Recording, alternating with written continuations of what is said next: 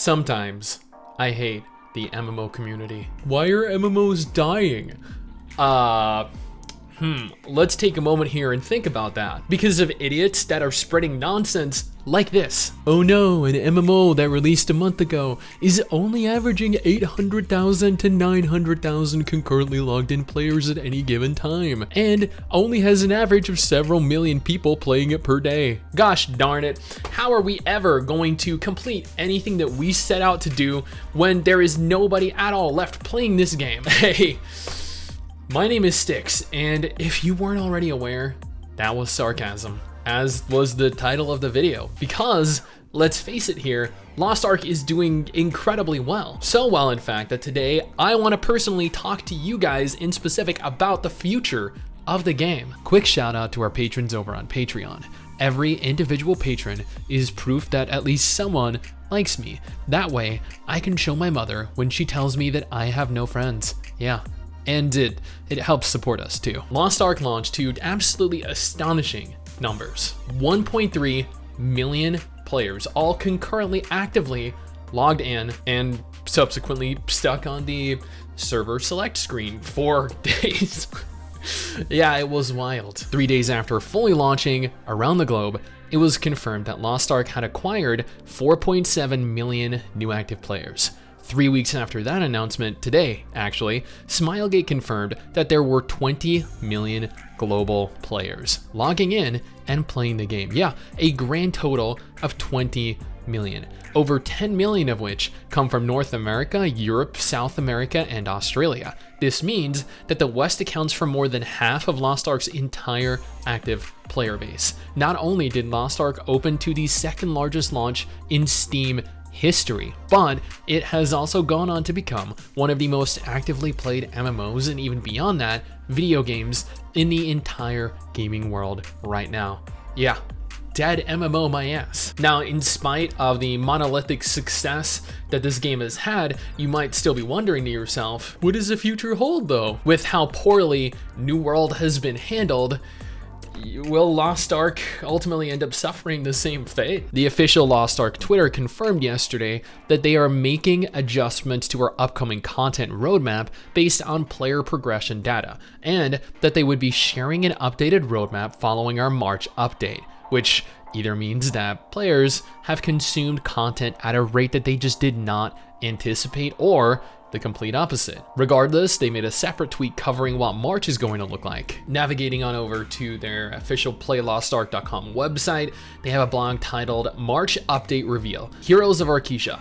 While we launched just a few short weeks ago, fans of Lost Ark know that there is a wealth of content present in the Korean version that is yet to make its way to the western shores of Arkesia. We'll be working closely with Smilegate RPG to infuse content into the western version at a steady cadence starting in March. That's this month for those of you that, like me, have no idea what day it is, what week it is, or what month it is. Today we're revealing some of the key features releasing in March, and in the near future we'll share a roadmap that covers the top additions coming to Arkesia over the next few months. March content. Please note that the following features are not a complete list of content included in the March update, so there are going to be additional ones that are included at a later date, sometime towards the end of the month most likely.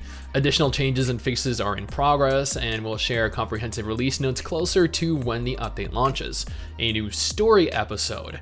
Experience a new storyline complete with its own quests, new islands, and cinematic moments. These quests will include a cast of new and returning characters as you learn about the side reels and search for the legendary Kadan, or I really have no idea how to pronounce that name, the first Guardian Slayer, in your journey to find the final Ark. Players will need to have completed Fightin' alongside completing the following quests, and they go ahead and list which quests in specific you're going to have to finish as a prerequisite before embarking on the new endgame quest lines. Both Asteria and Illusion Bamboo Islands are recommended for players at item level 1100. Man, MRSSSTIX has been playing this since it released, but she's been taking her time playing this game very casually, enjoying like everything the game has to offer, but maybe playing it for like an hour or two per day. And I think she confirmed earlier today that she's only at about item level like 800. Granted, we did take a week off because we went to Naples, Florida. So maybe she's been playing this for a grand total of 2 weeks as opposed to the 3 it's been available. So In 2 weeks, she's made it to about 7, maybe 800 item level, so she still has a ways to go. The Abyss Raid Argos. Encounter an entirely new endgame activity, Abyss Raid. Similar to Guardian Raids, players will need to work together to defeat a Guardian before the time expires, with a limited number of revives available to the party.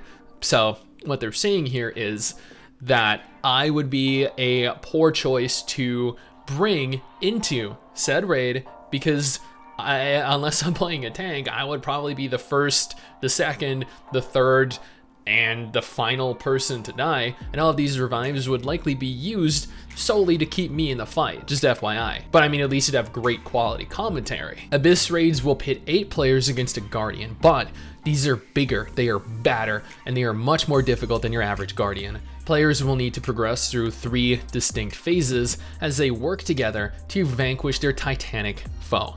In the 3 phases, the Guardian will grow more powerful with different mechanics and attack patterns. Each phase has its own rewards, which are collectible once a week, and different item level requirements for players to participate. Argos will be available through the Abyss Raid statue in major cities. This is not all the content that will be included within the March update, so stay tuned for the full release notes including details on additional changes and bug fixes. We'll share more, including the date and the planned downtime, closer to when the update is ready. Make sure you're following our social channels and blah blah blah. Now they do go on to state that they will share more info, including the date and the planned downtime, closer to when this update is ready, which means that evidently it is not, and with Amazon's track record, it very well may not be ready this month at all. But at the same time, Smilegate is technically in charge of development, so maybe they're just working alongside one another and they don't have a set date due to Smilegate not quite being ready yet. Smilegate, on the other hand, have a great track record. They have launched the game, they have kept this game going, they have kept it relevant for years now. So at the same time, I'm not really that concerned, but I know people over on Reddit are. Now, the Future of Lost Ark, it looks bright, much brighter than New Worlds, which admittedly is in a very irreparable state right now. It's unconfirmed if Amazon and Smilegate expect to release updates monthly or go for a quarterly update schedule like Final Fantasy XIV, but one thing is for sure, this game is far from being dead. Lost Ark has been a monumental success for Amazon, and they definitely needed a win.